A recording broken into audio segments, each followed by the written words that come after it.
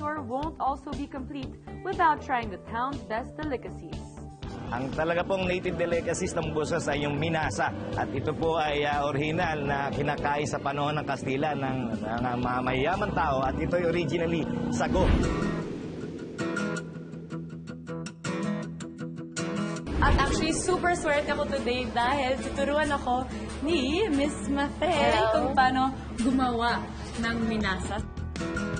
Kailangan natin ng star, egg, harina, flour, cassava starch, sugar, tsaka coconut. Coconut milk. Then, mamasa natin doon. So, ito pa lang yung first station. So, lahat nito sa isang bowl. Walang particular order, no? Oo. Basta lahat. May mix lahat. Tapos, magiging dough yan. Oo. Tapos, pupunta tayo sa second area kung Second. saan pinamasahin nila. Masahe talaga yung dough. So, ilalagay nila yung dough sa trohel.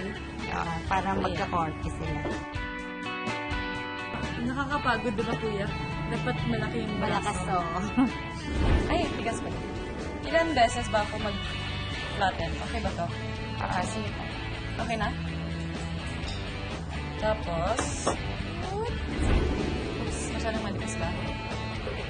Shame. Ay, balik. Okay na yun. Hindi masyadong magaling sa akin. Pwede na? Pwede na ako magtrabaho dito.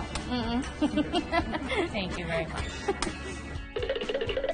Tanang! Ngayon, pupunta ito sa oven. Oven. So, 5 minutes lang yun? 5 minutes more. More than 5 minutes. Mainit pa. Wow, super init. Hard.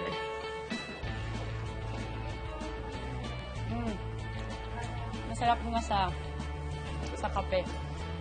Dibilit mo. Ngayon, alam ko yung sikreto.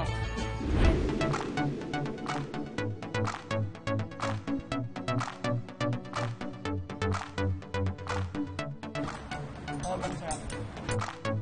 Try nyo to.